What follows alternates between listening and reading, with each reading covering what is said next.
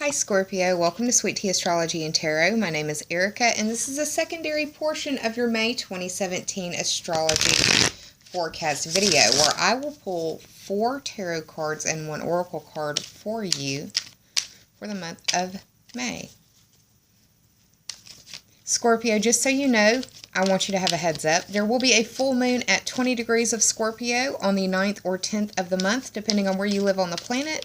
That means every Scorpio on the planet is going to be feeling very emotional in one way or another. Now, depending on where Scorpio falls in your personal chart, it may hit in different areas, but this is a general reading for y'all, so keep that in mind. If you're concerned about the astrology, I will have that linked in the information bubble above. I'm going to cut the deck for you now, Scorpio. I just did Taurus, sorry. Alright. The bottom card represents the underlying theme or the overarching energy of this spread. The top 3 are for clarity. And if you want a time frame associated with them, this will be the past, this will be the present, this will be the future. Alright, now let's shuffle the Divine Circus Oracle deck by Elena Fairchild. And I don't have a fan blowing in this house. I don't have an air conditioner on. It is straight, just normal, regular air cycle. But no air conditioner, no fan, no nothing on. And do you see how that flame is just dancing in that white candle in the jar? It's going nuts.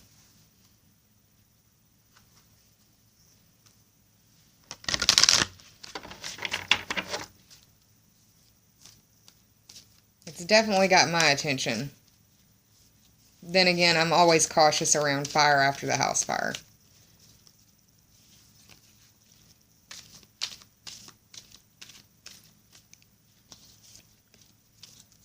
And the house fire, in part, helped me learn astrology so I could start this channel, and it led me to you in many ways, so I'm learning more and more to be grateful for the lessons that were tied to that very devastating and traumatic situation I survived 2.5 years ago now.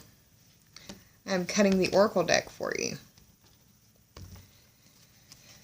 And this will be your Oracle card for the month of May 2017. Okay, y'all, what I'm going to do now is hit the pause button, flip these cards over, do the tarot math, and I'll be right back with your story. Hang tight, y'all. I'll be right back. Hi, Scorpio. Welcome back. I'm here with your cards, so let's go ahead and get started.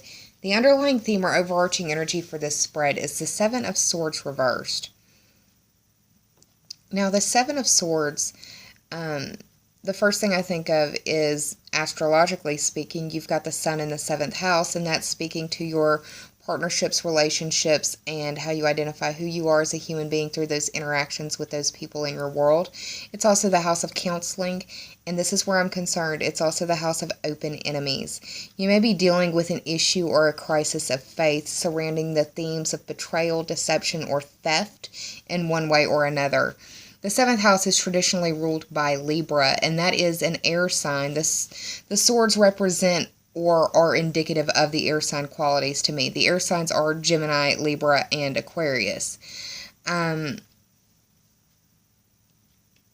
Later on in the month, we will have Mercury moving into your 7th house as well. That'll be on the 16th or the 17th of the month, and it may be where or around that time where you start feeling or seeing progress in that 7th house. But it could be that you're coming to that progress only before this crisis of faith or this dealing with or the themes of betrayal, deception, and theft. And it could be in your partnerships or your relationships that you're dealing with this. Could also be dealing with this in issues of your open enemies, people that you would openly testify against in an open court of law, or someone that you have an open beef with. May also involve or deal with an Aries, and I say that because this character is wearing a red hat. Whenever I see red, I think of the fire signs. Aries rules the head, and that is a fire sign. Red hat equals Aries for me. Maybe dealing with an Aries that is being deceptive or a Libra that is being deceptive. if it's not an Aries or a Libra, it could be, like I said, an air sign, Gemini, Libra, or Aquarius. But this is the underlying theme or the overarching energy of this spread. The first card that fell for you in the top 3 for clarity is this guy. This is the Hanged Man. And this is, this card it's the 12th card in the Major Arcana. And that 12th house is the house of your, it's the house of secrets. It's the house of secret enemies. It's the house of secrets that you keep from yourself through repression. It's also the dream state. I think of it as the subconscious mind. It is your repression, your limitations, and your self-undoing. It can also be a karmic house. The Hanged Man is representative of the planet Neptune, and you have Neptune transiting through your 9th house right now. Neptune dissolves boundaries. It can also deal with nebulousness, illusion, and sometimes addiction. That 9th house is the house of your worldview expanded through study or travel. It is long-distance trips, adventures and questing, higher education. This could be the study of foreign languages, religions, philosophies, astrology, legal system matters, political system matters. It also governs foreign people, foreign places, and foreign things. Could be thinking about or dealing, some of you maybe keep thinking about or wanting to possibly plan a trip across water possibly. And that's just for some of you, and it could be that some of you have already done that because this is falling in the position of the past as well. Okay. This card indicates that you need to gain or possibly need a new perspective on a situation, possibly a spiritual situation. And if it's not that, it could be a spiritual lesson being played out in the 9th or the 12th house. And I say the 12th house because this is the 12th card of the Major Arcana, and I read those numbers as the astrological houses that are ascribed to them. And if it's like a higher number, then I reduce it. But whatever. We have Jupiter, and I say we because I have a Scorpio rising. Jupiter is transiting through the 12th house for Scorpio right now, and that is that house of your dream space. So it could be that, I know that for me personally, I'm having a very, very, very difficult time sleeping. I've had a difficult time sleeping since the house fire, but it's a different type of not able to sleep. I'm getting messages like crazy in my dreams, and to the point to where the dreams are waking me up from like sleep that would have been great to have. So once again, representative of Neptune. Neptune is transiting through the 9th house for Scorpio. Representative of also the 12th house, Jupiter transiting through the 12th house. This is indicating that you need to view the situations from a spiritual lens, or that you need to gain or possibly need a new perspective in, maybe even in the past, from the past. Or it could be that you have gained a new perspective from the past with this Venus retrograde going on for you. Now, the second card that fell for you is the Queen of Swords. The Queen of Swords is feminine energy that is air sign quality. The air signs are, once again, Gemini, Libra, and Aquarius. This queen can be very influential. She has and contains a lot of influence, and because in the swords, it's like she's an influential thinker. She's very quick-witted, she's fast-thinking, she's perceptive.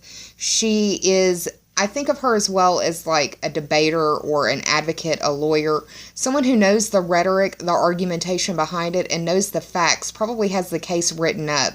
There is a funny meme that goes around Facebook every so often that I get tagged in by the majority of my friends that says, if I start off my sentence with "first of all, be prepared to know that I've got a list of argumentation and facts and charts, blah, blah, blah, to school your ass," basically. And that's what I think of when I see this card. Someone who is fair, who is balanced, but who is just as well, and is willing to listen to the arguments at hand before making a decision.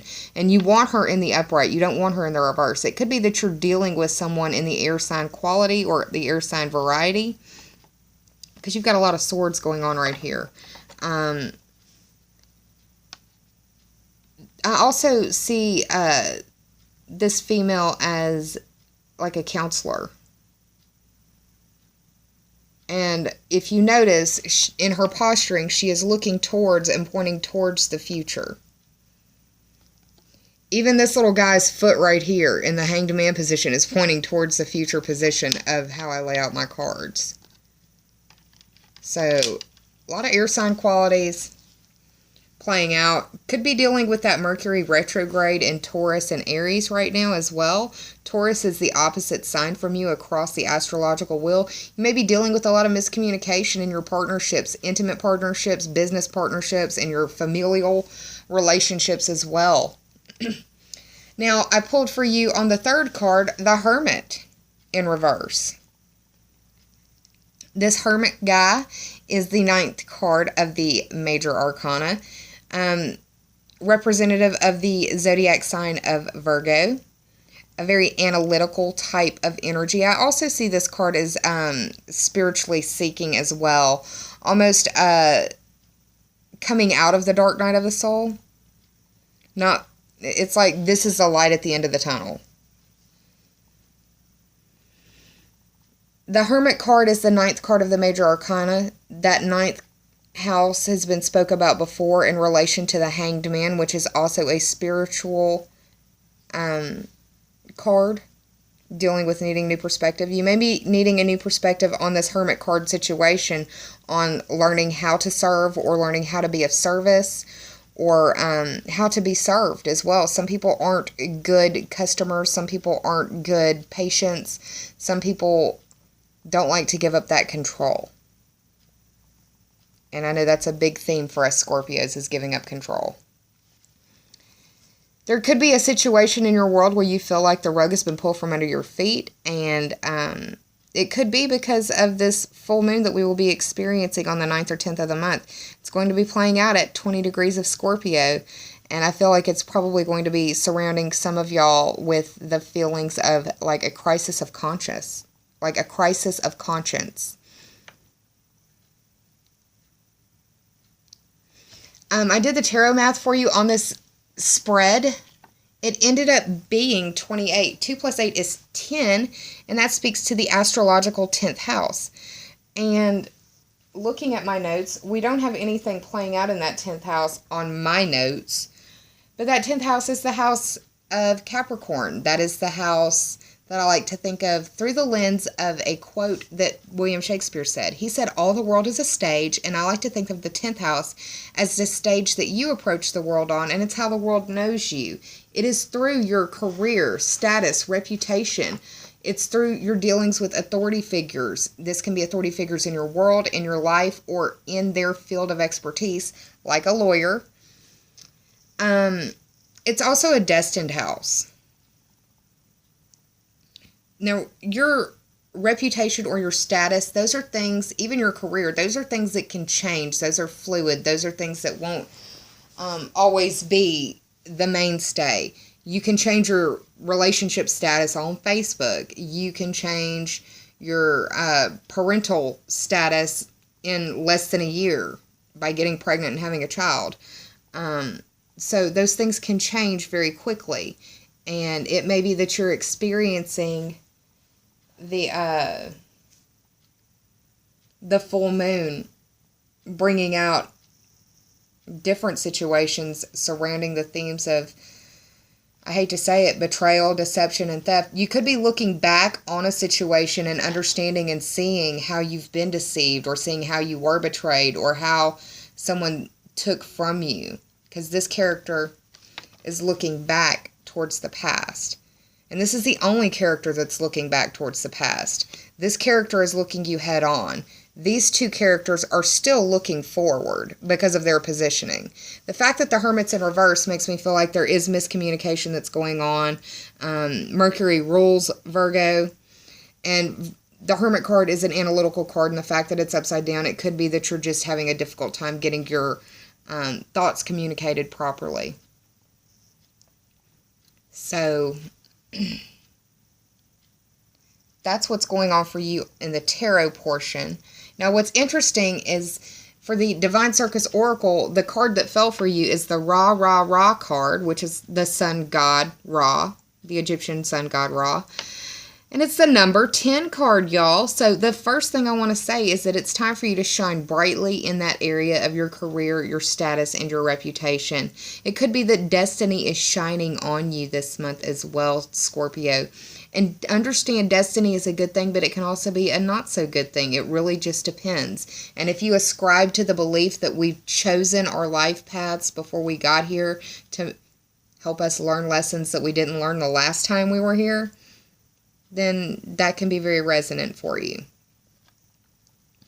This 10 speaks to that 10th house that we just got finished speaking about, being the overall tarot math total in that house of Capricorn.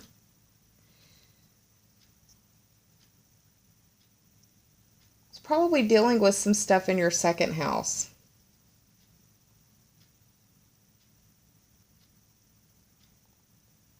Second, third house. Actually, I think it's third house stuff. Third house. That's communication, short distance trips, siblings, cousins, and neighbors. Your communication devices, how you speak, those types of things. Could be some communication coming to you dealing with 10th house endeavors of career, status, and reputation that affects you on a personal level, a physical, bodily level. This card indicates that it takes a lot of courage to leave darkness and to embrace the light. Think of the Plato's Cave allegory. If you don't know what that means, go to the search bar in YouTube, in the YouTube search, and type in the words Plato, like the philosophical leader Plato, Plato, Plato's Cave, Cave.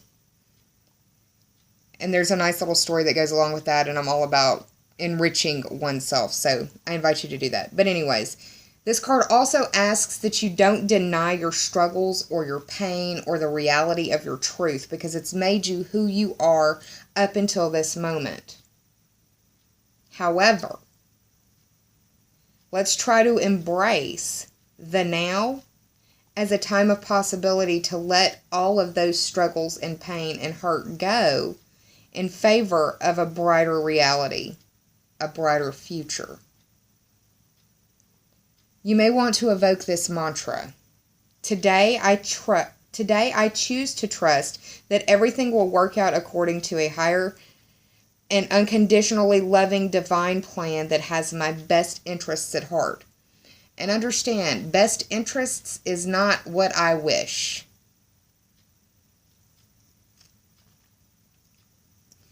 Understand, acknowledge, accept, and embrace that the dark days you've dwelled in are numbered.